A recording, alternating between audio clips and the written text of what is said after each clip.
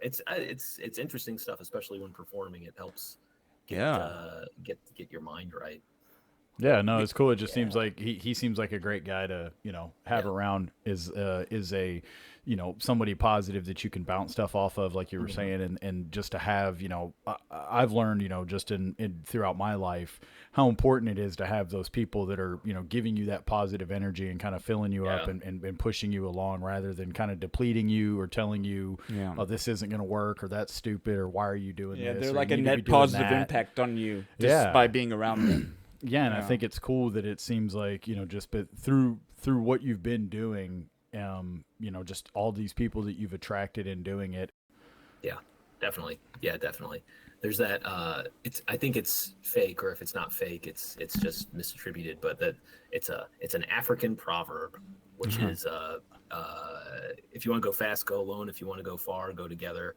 Okay. Which it's cheesy when Yeah. applied Yeah. in like old Africa wisdom. Like Right. Africa's a Yeah. giant fucking continent. Yeah. But anyway, it's not wrong though. It's not wrong. Yeah. The guy that was Aaron was the one filming a lot of your stuff. I don't know if he still is, right? At least when we first talked. When he can, When he yeah. can, So okay. So yeah, Aaron and Kevin are my two main videographer friends. okay, but Harley, so my you're having to girlfriend's been own helping out a most of lot the too. editing now, it sounds like. I'm still doing most of the editing, Okay. yeah, which it's good. Like I like having that control, but also, I mean, I'm only catching so much angel food cake. Like Yeah, absolutely. Yeah. there's so Yeah. much left on the bone. There's stuff that we shot from the summer that I haven't edited yet, just because.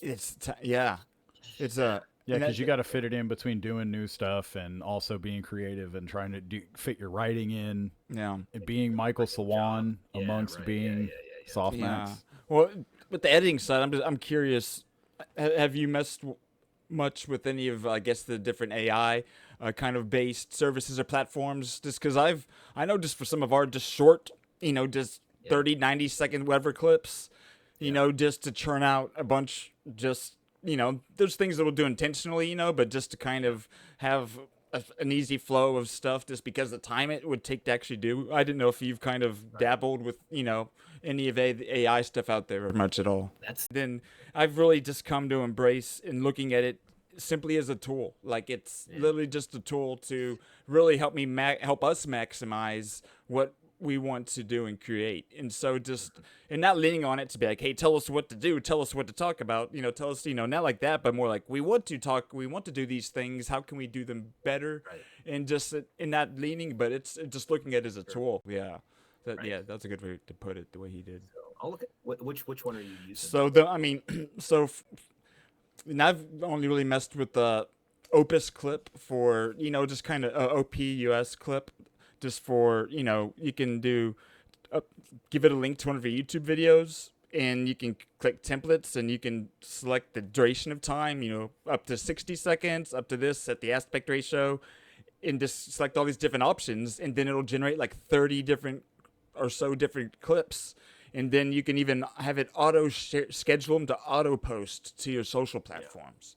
Yeah. So, and I've messed with a few, and that's at least the one that I've felt like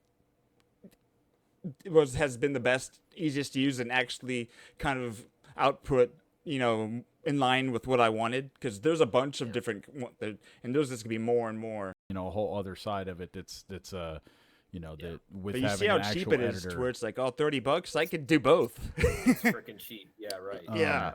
But- It's ridiculous how cheap. Yeah, I was gonna say, wanted to note in one of your episodes so do you have to get like permission for something?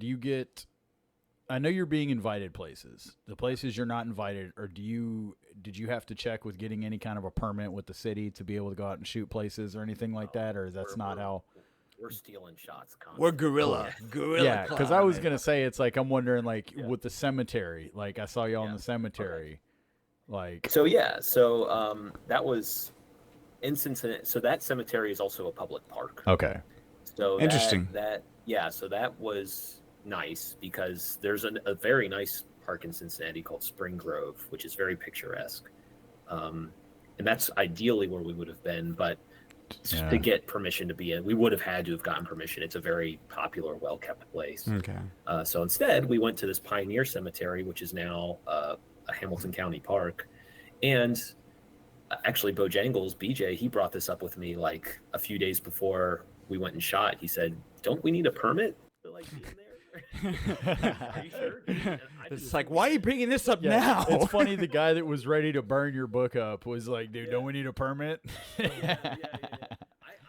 assumed it's a park. Anybody can be in a park. Yeah. But then I went and looked into it, and I think we were in sort of a gray area where if you're just filming, like if you're doing a cookout and you're filming your cookout, no permit required, no problem.